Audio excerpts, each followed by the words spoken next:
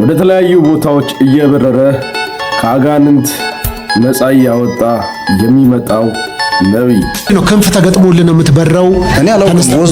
ወስዶ ብቻ ካናዳ ይከታል። ካናዳ ላይ ገብተህ አጋንንት ተስጣለ። ለ400 ሰው የተዘጋጀ ውሃ ፈጥናችሁ ድረሱ እንዳያመልጣችሁ። ይህንን ውሃ ያዘጋጀውት ለ400 ሰዎች ብቻ ነው። ምርቃቱ ላይ የታየው ወንበር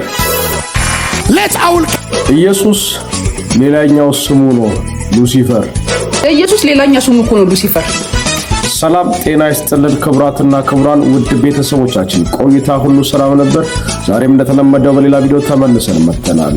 እስከ ቪዲዮ መጨረሻ አብራችሁ ቆዩ። ለዚህ ቻናል ለቮይስ ኦፍ ግሬስ አዲስ የሆናችሁ ሰብስክራይብ በማድረግ ቤተሰብ ይሁኑ። ይህንን ቪዲዮ ላይክ በማድረግ ጀምሩት። ወደ ቪዲዮአችን እናመራለን። በሶስት ወር አመት ከምናምን አልፎ በጣም በኃይል የተጨነቀ ነፍስ ስኖር ነፃ አውጥቼ መጥቼ አውቃለሁ እኮ። ምን ያህል ይፈጅብሃል በረራው? ኧረ ምንም ደቂቃ ሰከንዱን ራሱ አይመስለኝም። ወዲያው ላጥ ብለህ ይወስዳል። ልክ አይንን እንደምትከፍት አይንን እንደምትከፍት ላጥ ብለህ እዛ ቦታ ላይ ትደርሳለህ። እሺ አጋንንት ነፃ አውጥተን መለሳለን። ስፔሻል ማግኘታ ቤታቸው እንደዚህ ሳሎናቸው ላይ ሰይጣን ቁጭ ብሎ የሚያሰቃያቸው ሰዎች አሉ። አስሩ ከሰው ጋር እንዳወሩ እሺ ሰው አገልጋይ የሌለበት እንደዚሁ ምጸልዩ ሰዎች ቤተክርስቲያን የሌለበት እኮ ምንድነው ክንፍ ተገጥሞልህ ነው የምትበረው። እኔ አላውቅም። ወስዶ ብቻ ካናዳ ይከታል። ካናዳ ላይ ገብተህ አጋንንት ተስጣለ። ከዛ ቤት አባሬ ወጥቼ አውቃለሁ። የእውነት ቻይናም ገብተሃል? አዎ። የትኛውም ብቻው ሰው ያለበት ምድር ሰው የማይደርስበት ቦታ። ምሳሌ ይሄ አሁን የማወራው ነገር ለሰው ልጅ ላይ ገባ ይችላል። አረ ለሰው አይገባ። ስለዚህ ይሄ መንፈሳዊ ዓለም ንግግር ነው። ስፔሻል ታስሮ ያሉ ሰዎች አሉ። ሰው ማይደርስባቸው በአጋንንት ስርዓት ውስጥ የተደበደቡ ቤተሰብ ማይጠይቁ ስራ ማይሰሩ ቁጭ ብሎ የሚሰቃዩ ሰዎች አሉ። እንደዚህ አይነት ሰዎችን ገብቼ ፈትቼ መጥቼ አውቃለሁ። በጣም የሚገርም ነው። እንግዲህ በዚህ አጋጣሚ የአገልጋይ ጥረት ያለባቸውም ሰዎች መጠቀም ይችላሉ። አንተን እግዚአብሔር እንደ መልአክ ይገኝ። የሚገርም ነው። አይ እንኳን ጌታ ረዳ። የሌላ ምን ይባላል? አዲስ ይመስላል አይደል ሲወራ። በጣም ከዚህ በፊትም ሰምቻለሁ እንደዚህ የሚሄዱ ሰዎች። ኧረ ምን እየሆንን ነው? ወዴት እያመራን ያለ ነው? ወደ ተለያዩ ሀገሮች እየበረረ ክንፍ ተገጥሞለት መልአክ ሆኖ እያገለገለ የሚመጣው ነብይ ምን ማለት ነው? አሁን እኔ ይቅርታ አድርጉልኝና አሁን አንዳንድ ሚዲያ ላይ የሚቀርቡ ነገሮች በጣም እየከፉ የመጡበት ጊዜ ነው ያለነው። አድነው ራሳቸውን ለማሳየት ይመጣሉ፣ ርዕስ ይዞ ይመጣሉ። እከሌ በዚህ ቀርቧል፣ እኔ ደግሞ በዚህኛው ልቅረብ። አንተ አሁን ይሄ በእርግጥ አንተ እንዳልከው እውነት ነው፣ ለሰው አይገባም። ይሄ እውነት ነው። እንዴት ይገባል ታዲያ? እንዴት ይገባል? አይገባም እኮ በፍጹም ሊገባም አይችልም። ዳዊት ፋሲል ከዚህ በፊት ሲያገለግል የተናገረው ቃል በጣም ከዚህ በፊት ባለ ቪዲዮ ላይ አንስቼዋለሁና በዚህ ዘመን ላይ ነብይ ለመሆን ማህይም መሆን በቂ ነው ያለው ነገር በጣም ኢየሱስ ክርስቶስ ግን ይመጣል፣ በደጅ ነው። ኢየሱስ ክርስቶስ እሱ ይመጣል፣ በደጅ ነው። ለሁሉ እንደየስራው ይከፍላል። ቀጣዩን ቪዲዮ ተመልክተን እንመለሳለን። ይህንን ውሃ ያዘጋጀውት ለ400 ሰዎች ብቻ ነው። ፈጥናችሁ ወዳጅ ዘመዶቻችሁን ይዛችሁ በቤተ ክርስቲያናችን ተገኙ። ነገ ማክሰኞ በቤተ ክርስቲያናችን በሚኖረን ፕሮግራም እግዚአብሔር አምላክ በሮችን በሙሉ ይከፍታል። መጽሐፍ እግዚአብሔር ቃል ራእይ ምዕራፍ 3 ቁጥር 8 ላይ ስራህን አውቃለሁ፣ እነሆ በአንተ ፊት የተከፈተ በር ሰጥቻለሁ፣ ማንም ሊዘጋው አይችልም ተብሎ እንደተጻፈ በጌታ በናዝሬቱ በኢየሱስ ነገ ለምትመጡት እግዚአብሔር የፋይናንሳችሁን በር ይከፍታል። እግዚአብሔር ተዘግቶ የቆየ ረጅም ዓመታትን የፈጁ በሮችን፣ የውጭ በሮች፣ የፋይናንስ በሮች፣ የጤንነት በሮች በህይወታችሁ ላይ የሚከፈቱበት ቀን ይሆናል። ልታደለን ነው ማለት ነው። ልንታደል ነው። ስሙ አነሰብን፣ ስሙ አልሰራለን አይደል? ስሙ አልፈውስ አለ፣ ስሙ አልቀይር አለ፣ ስሙ የተዘጋን አልከፍት አለ። ያንተ ውሃ ይከፍታል። የሆነ ዘመን ላይ በነብይ ከሌ ውሃ ላይ ጸልዮ ሰዎች ሲፈወሱ አየን። በቃ አሁን ቋሚ ስራችን ገቢያችን ነው አይደል? በነፃ ትሰጣለህ። እውነት እንዳልከው ግን በነፃ ትሰጣለህ። ዋጋውን ንገረን፣ እርግጡን ንገረን። ያለባበስከው ይቅርና ሲዋጋው ስንት እንደሆነ እሱን ንገረን። ውሃ በነፃ ልታድል ለ400 ሰው ከ400 ሰው በላይ ከመጣስ በቃ 400 ሰው ብቻ ነው እድለኛ የሚሆነው። በር መክፈት ስራው ለ400 ሰው ብቻ ነው እግዚአብሔር የሚከፍተው፣ ለ400 ሰው ብቻ። ወዳጄ አንተ የምትከፍተው ነው የምታስመስለው። አንተ የምትከፍተው ጤና ስትል ጤና አታል ጤና ያጣንበት ዘመን ሆኗል። በር ልታስከፍትልን በር እያስቆለፋችሁብን ያላችሁት ሰዎች ለወንጌል ጆሮአቸውን እንዳይከፍቱ እያደረጋችሁ ያላችሁት ሰዎች ጆሮአቸውን እንዳይከፍቱ እንዳይሰሙ እያደረጋችሁ ያለበት ዘመን ላይ ያለነው። ብዙዎች መሰናክል እየሆንን ነው። ለብዙዎች ከእግዚአብሔር ቤት የመጥፋት ምክንያቶች እየሆንን ነው። በር ልታስከፍት በር እያዘጋ ነው። የወንጌል በር እየተዘጋ ነው። የምንሸፋፈንበት የምንደባበቅበት ዘመን ላይ አይደለም ያለነው። እውነታ ማውራት ስላለብን ወደ ቤተሰቦቻችን ቀጣዩን ቪዲዮ ተመልክተን እንመለሳለን። የትም እንዳትሄዱ፣ እስከ ቪዲዮ መጨረሻ አብራችሁን ቆዩ። ወደ ቪዲዮአችን እንሄዳለን። አሁን I will come back to servant leadership. I give you a warmly congratulations. I say yes to also. Let leadership and it is important. Why I am present. አሙቁልኝ እሱ ከተናገረው ንግግር ይልቅ አንድ ነገር አየው። ማስተርስ ነው የተመረቀው። እንኳን ጌታ ረዳው፣ እንኳን እግዚአብሔር ረዳው። ወንበሩ ምንድነው?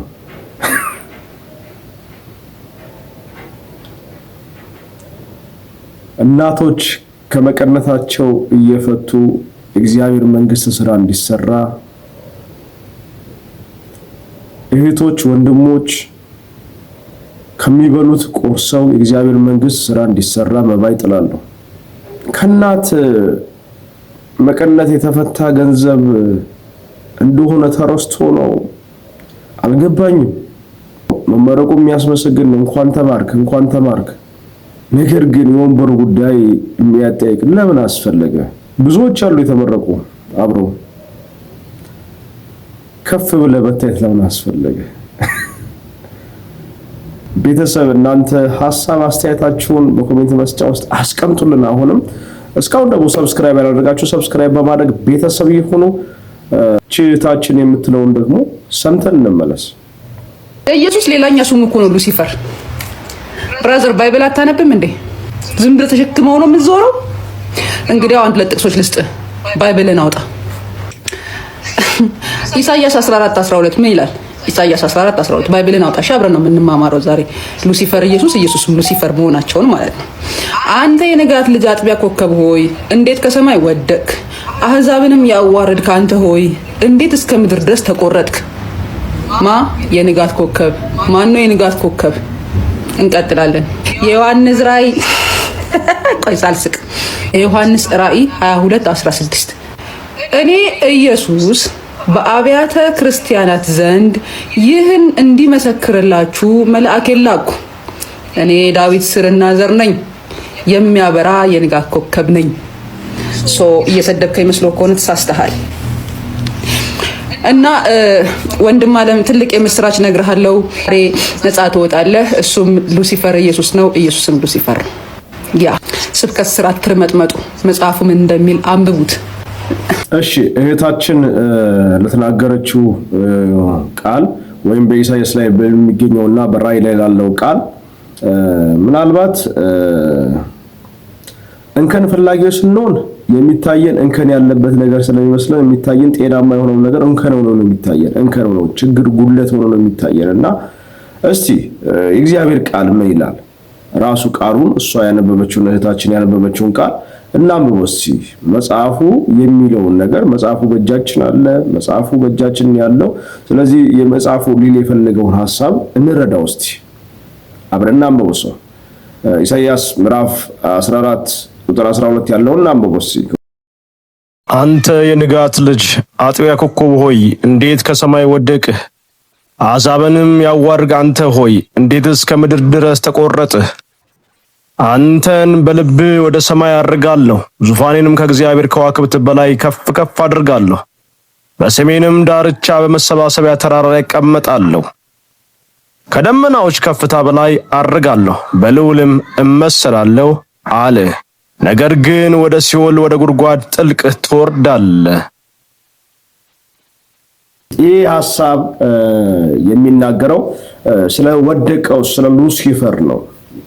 ሉሲፈር እንግዲህ በመልኩ ያማረ እንደነበረ፣ ቆንጆ እንደነበረ፣ በግርማው የሚታወቅ በውበቱ የሚታወቅ እንደነበረ መጽሐፍ ቅዱሳችን በዚሁ በኢሳይያስ ላይ ያነበብነው ክፍል ከፍ ብለን ዝቅ ብለን ስናነበው ሙሉ ሐሳብ ከልዑል በላይ ዙፋኔን አደርጋለሁ። ከማን በላይ? ከልዑል በላይ። እንግዲህ ኢየሱስ ክርስቶስ አጋንንት ራሱ ኢየሱስ ክርስቶስን አንተ ልዑል የእግዚአብሔር ልጅ ነህ አለው። ወደዛ በመቃብር ቦታ ሲያልፋል ኢየሱስ ያለ ረጅም ዓመት በአጋንንት ታስሮ የነበረው ሰው በዛ በመቃብር ቦታ ኢየሱስ እያለፈ እያለ የልዑል እግዚአብሔር ልጅ ልታጠፋ ስለምን መጣህ አይደል ያሉት? ልታጠፋ ስለምን መጣህ? የማን ልጅ? የልዑል እግዚአብሔር ልጅ።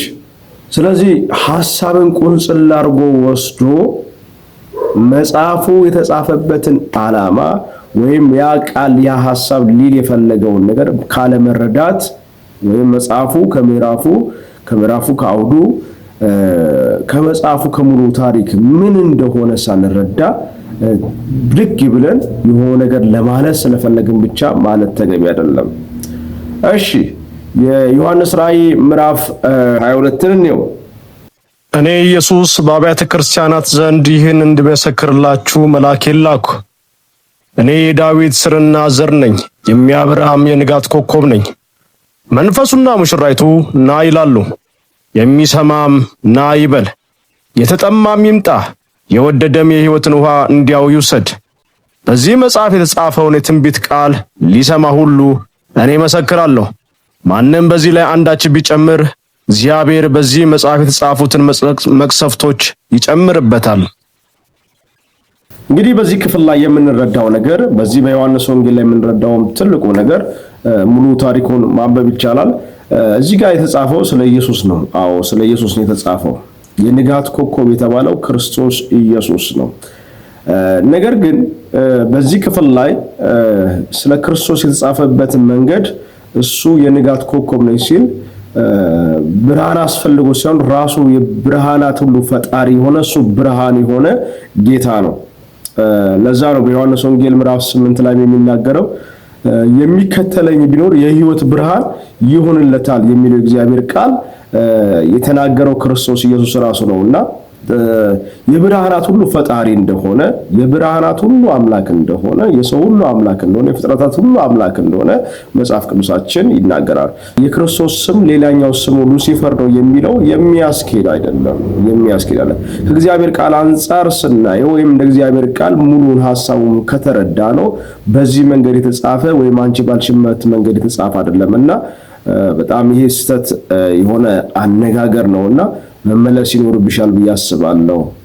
ንስሐ መግባት ይኖርብሻል ብዬ አስባለሁና ብድግ ብሎ የሆነ ነገር ለመናገር መጀመሪያ በደንብ ማጥናትና ማየት በጣም አስፈላጊ ነው። ማየትና መረዳቱ እጅግ በጣም አስፈላጊ ነው። ከዚህ በፊትም ክርስቶስ ኢየሱስ እረዱልኝ ብሏል የሚል ሐሳብ አንስተሽ ስትናገሪ ነበርና ያም ስህተት እንደነበረ ታሪኩ የሚያነሳው ስለ ሌላ ንጉስ ነው እንጂ ስለ ክርስቶስ ኢየሱስ አይደለም።